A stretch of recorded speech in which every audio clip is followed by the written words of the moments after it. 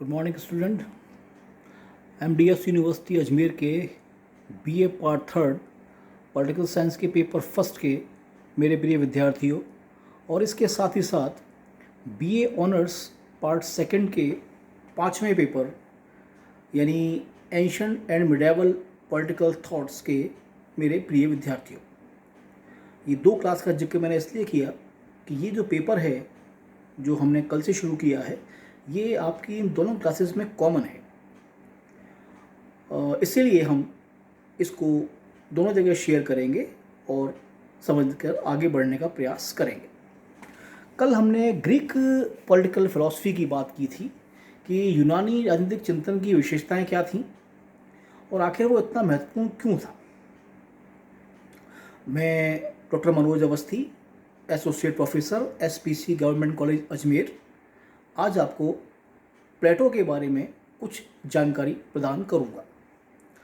Greek political philosophy पर मेरे lecture के अलावा यदि आप पढ़ना चाहें, यदि आप जानना चाहें, तो आयुक्तालय कॉलेज शिक्षा का एक कार्यक्रम है ज्ञानदूत, जिसमें विभिन्न विषयों के विशेषज्ञों के द्वारा लेक्चर्स दिए गए हैं।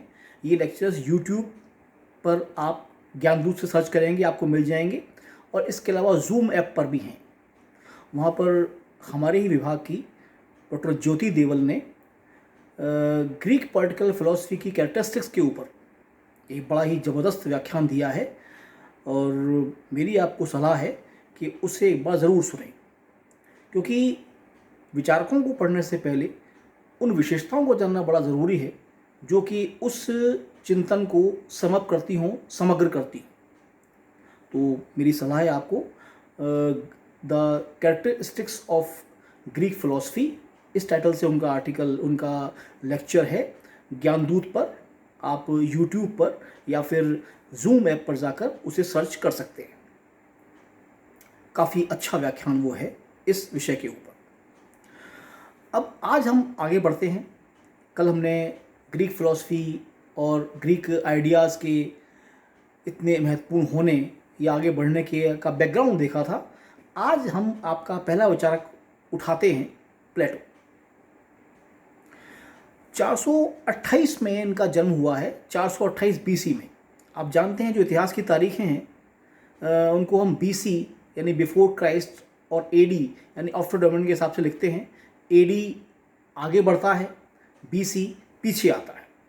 तो प्लेटो का जन्म एथेंस में, मैंने आपसे कल कहा था कि यूनान जो क्षेत्र है वहाँ सैकड़ों नगर राज्य हैं, सिटी स्टेट हैं, अलग अलग शासन प्रणालियाँ हैं, आपस में टकराव भी हैं, मेल मिलाप भी है।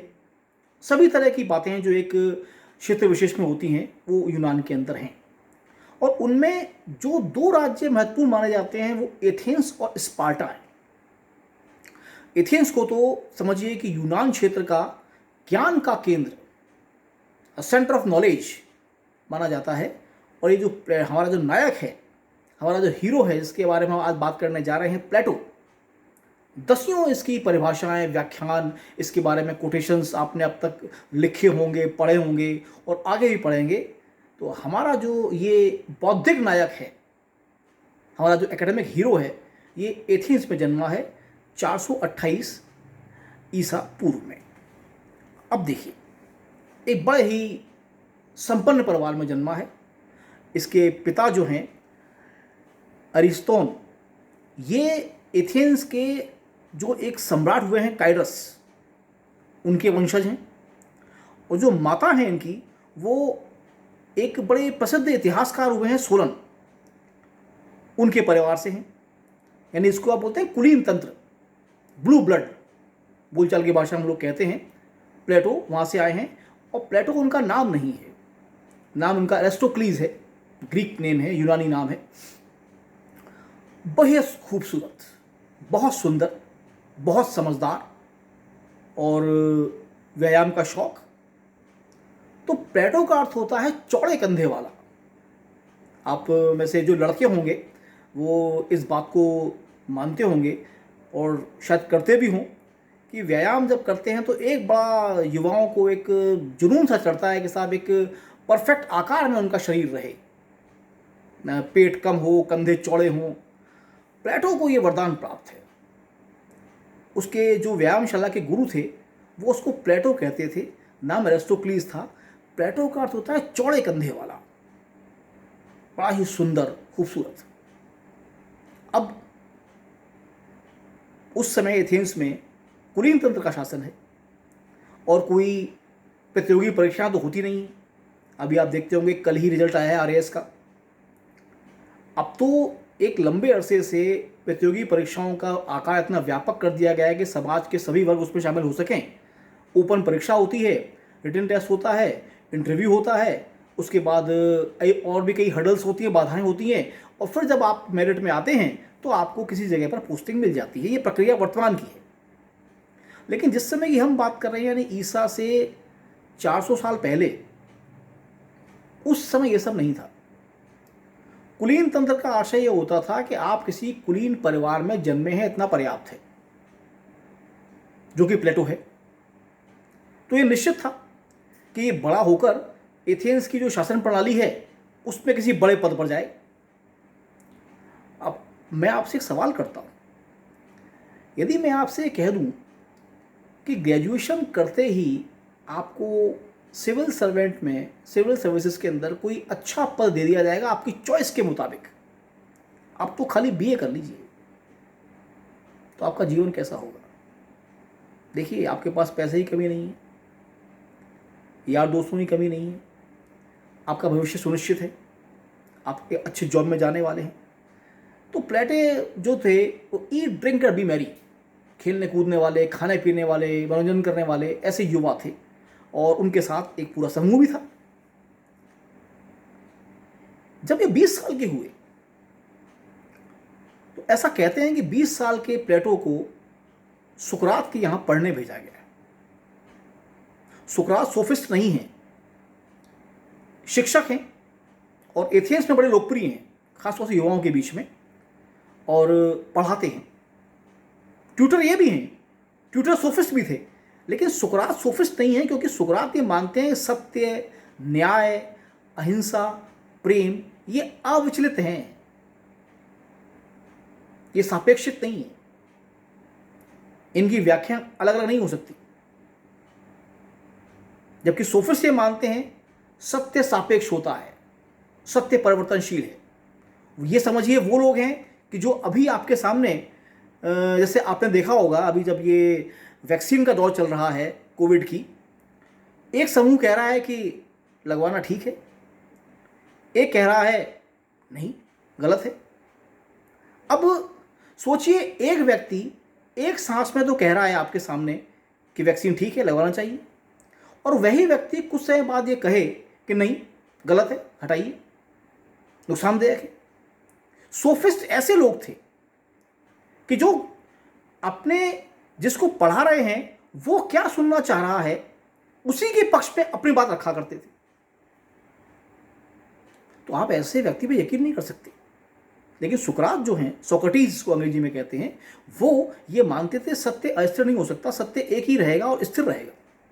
सत्य, न्याय, शासन, कला ये सब स्थिर चीजें हैं, इन पर इनका कोई दूसरा चेहरा नहीं हो सकता। अब प्लेटो की मुलाकात जब सुकरात से हुई है तो बड़े प्रभावित हुए हैं इनसे, मिलना जुलना शुरू हुआ है आपस के अंदर, और 8 साल तक, यानी 20 साल से 28 साल की उम्र तक प्लेटो सुकरात के संपर्क में रहे हैं, और ज्ञान, कला, शैली, विज्ञान ये उन्होंने सुकरात से सीखा है। इसी दौरान प्लेटो के जीवन में एक भयानक घटना हो जाती है, अविश्वसनीय, कल्पना से परे, तोड़ देने वाली, नकारात्मक। और घटना यह है कि एथेंस के शासन ने सुकरात को सजाए मौत दी है। अब आपके दिमाग में बात आना चाहिए, जो व्यक्ति कानून की पालना करता हो, सारे कर चुकाता हो, शासन के आदेश मानता हो, उसको सजाए मौत। अच्छा, ये भी आप समझ रहे होंगे इस चीज़ को, कैपिटल पनिशमेंट या सजाए मौत अंतिम दंड होता है, यानी आपने कोई जघन्यतम अपराध किया है तभी आपको दंड दिया गया है। सुकरात पर इल्ज़ाम ये लगाया गया था कि ये एथेंस के युवाओं को भड़काता है, जबकि एथेंस के युवा इस बात को अच्छी तरह जानते थे कि सुकरात कहीं ऐसी बात नहीं करता जिनमें वो बड़ा लोकप्रिय है कि शासन के खिलाफ जाओ या इसका विरोध करो। हाँ, लेकिन सुकरात गलत बातों का विरोध करते थे।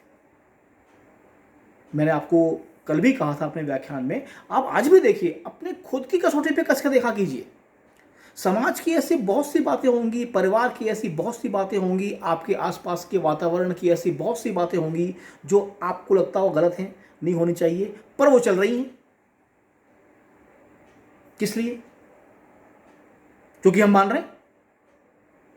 भैया, मानते हैं तभी तो परंपरा जारी है। यदि आप मानना छोड़ देंगे, बंद हो जाएगी। आप देखिए ना, आखिर हमारे ही समाज ने सती प्रथा को, छुआछूत को एक लंबे अरसे तक पालन किया ना।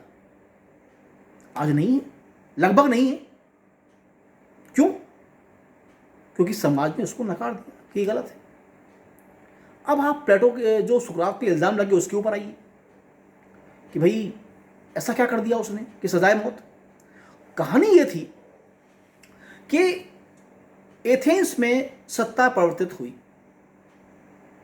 जो पुराने शासक थे उनको हटाकर नए शासक सत्ता में आ गए, जिसको आप बोलते हैं बोलचाल की भाषा में तख्ता पलट। तख्ता पलट होने के बाद जब सत्ता नए लोगों के हाथ में आई तो एक बड़ा क्रूर नियम होता है सत्ता का, और वो ये होता है कि पुराने जो व्यक्ति थे उनके जो वफादार हैं और जो नए शासन के लिए खतरा बन सकते हैं उनको रास्ते से हटाओ, ताकि आपका जो मार्ग है निष्कंटक हो जाए, कोई बाधा ना बचे। वो सब तो उन्होंने किया, लेकिन उनके दिल में एक डर था। देखो, शासन हासिल करने की एक सही प्रक्रिया होती है अलग अलग व्यवस्थाओं के अंदर। यदि आप उस प्रक्रिया का पालन करके आते होते तो आपको डर नहीं था। भाई, एक प्रक्रिया आपने फॉलो की है और फिर उसके बाद आप सत्ता में आए हैं। लेकिन ये जो लोग थे जिन्होंने सत्ता अपने हाथ में ली थी एथेंस की, इन्होंने उस तरीके का को पालन नहीं किया था। ये जबरदस्ती सत्ता अपने हाथ में हथिया के बैठ गए थे। तो इनके दिल में डर था कि पुराने वफादार, ये जो वफादार लोग हैं वो हमारे खिलाफ जा सकते हैं। और डर होता है युवाओं से। देखिए, बच्चे, बूढ़े और स्त्रियां, इनसे आप ज़्यादा विद्रोह की उम्मीद नहीं कर सकते, समाज परंपरागत है। लेकिन युवा तख्ता पलट सकते हैं। तो उन्होंने ये ढूंढा कि एथेंस में ऐसे कौन कौन लोग हैं जो युवाओं में बड़े लोकप्रिय हैं। और एथेंस, मैंने आपको पहले भी कहा, थोड़ा सा क्षेत्रफल है, कुछ हजार की आबादी है। ये पाया कि युवाओं में सुकरात सबसे लोकप्रिय है। और जो उनका खुफिया तंत्र था, उनके सूचना तंत्र था, उसने बताया कि साहब सुकरात तो कहते हैं कि साहब ये जो सत्ता जिन्होंने हथियाई है ये गलत लोग हैं। लोग गलत नहीं हैं, इन्होंने सत्ता हथियाई है गलत तरीके से, जबरदस्ती कब्जा करके बैठ गए सत्ता के ऊपर। तो उनको लगा कि तो डर, खतरा है। उन्होंने सुकरात पर एक इल्ज़ाम लगाया कि तुम देव देवताओं के खिलाफ बोलते हो। देखिए, समझिए इस चीज़ को। फिर ये इल्ज़ाम आपने फर्स्ट ईयर में पढ़ा है राजा राम मोहन राय को। राजा राम मोहन राय ने जब बंगाल में सती प्रथा का विरोध शुरू किया था ना, तो राजा राम मोहन राय का परिवार ही उनके खिलाफ खड़ा हो गया था कि तुम सती प्रथा जैसी महान धार्मिक परंपरा का विरोध कर रहे हो, ये गलत है। बड़ा संघर्ष करना पड़ा उन्हें, जद्दोजहद करनी पड़ी। जो बोलचाल की भाषा में कहते हैं ना, हुक्का पानी बंद, बंगाल में ये हो गया था राजा राम मोहन राय के साथ। कोई मिलने को तैयार नहीं, बात करने को तैयार नहीं, क्योंकि ये तो जो व्यक्ति है राजा राम मोहन राय, ये सती प्रथा का विरोध कर रहा है, इतनी महान परंपरा का। यही सब इल्ज़ाम लगे सुकरात के ऊपर। सुकरात देवी देवताओं का विरोध नहीं कर रहे थे, लेकिन धर्म के साथ जो जुड़ी हुई रूढ़ियां थीं उनकी खिलाफत करते थे। लेकिन उन पर इल्ज़ाम लगाया ये गया कि क्योंकि तुम इनके खिलाफ बोलते हो, तुम्हें दो विकल्प दिए जाते हैं, या तो क्षमा मांग लो कि मैंने जो कहा है वो गलत है, और वरना फिर आपको सजाए मौत के रूप में जहर का प्याला पीना पड़ेगा। सुकरात को जेल में डाल दिया गया। ये घटना हो रही है 399 BC की, जब प्लेटो 28 साल का है। सुकरात ने कहा कि क्योंकि मुझे दंड शासन ने दिया है और शासन की आज्ञाओं का पालन करना मेरा कर्तव्य है एक नागरिक के रूप में, इसलिए मैं ये मानूंगा। लेकिन मैं गलत बोलता हूं, मैं इसको मानने को तैयार नहीं हूं। आप कल्पना करें, उस समय जिस जेल में रखा गया है सुकरात को, उस जेल के जितने भी कर्मचारी हैं वो सारे इसके शिष्य रहे हुए हैं। कहते हैं कि आप भाग जाइए, नगर राज्य बहुत सारे हैं, हम कहीं और आपका इंतजाम कर देते हैं, आप जैसा विद्वान व्यक्ति कहीं भी जाएगा, अपनी जगह बना लेगा, पर ये लोग आपके पीछे पड़े नहीं छोड़ेंगे आपको, अब जाइए। सुकरात नहीं जाते। वो ये कहते हैं कि यदि मैं भागा तो ये इसका आशय निकलेगा कि मैंने कानून की आज्ञा का पालन नहीं किया, और गलत मैं नहीं हूं, इसलिए गलती अपनी मानूंगा नहीं। हुआ ये कि निश्चित दिन सुकरात को जहर का प्याला पीने को दिया गया, वो उसने पी लिया और अपना जीवन समाप्त कर लिया। ये प्लेटो के जीवन का वो मोड़ है जिसने उसके बाद के उसके पूरे जीवन को बदल के रख दिया। उसने ये देखा कि जो व्यक्ति कानून का पालन करता है, मरने से पहले तक जो उस गलत शासन व्यवस्था का भी समर्थन कर रहा था, जो व्यक्ति सारे कर चुकाता है, आज्ञाओं का पालन करता है, यदि उसका जीवन सुरक्षित नहीं है तो इसका मतलब इस शासन प्रणाली में कोई कमी है।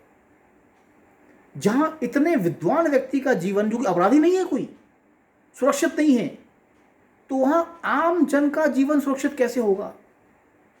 इसके बाद से ही उसके जीवन का टर्निंग पॉइंट है। उसने अपना पूरा जीवन इस बात की खोज में लगाया कि एक आदर्श राज्य कैसा होना चाहिए, और इसके लिए उसने 3 सीढ़ियां बनाई: शिक्षा, न्याय और दार्शनिक राजा। अब ये क्या है, ये हम कल देखेंगे। धन्यवाद।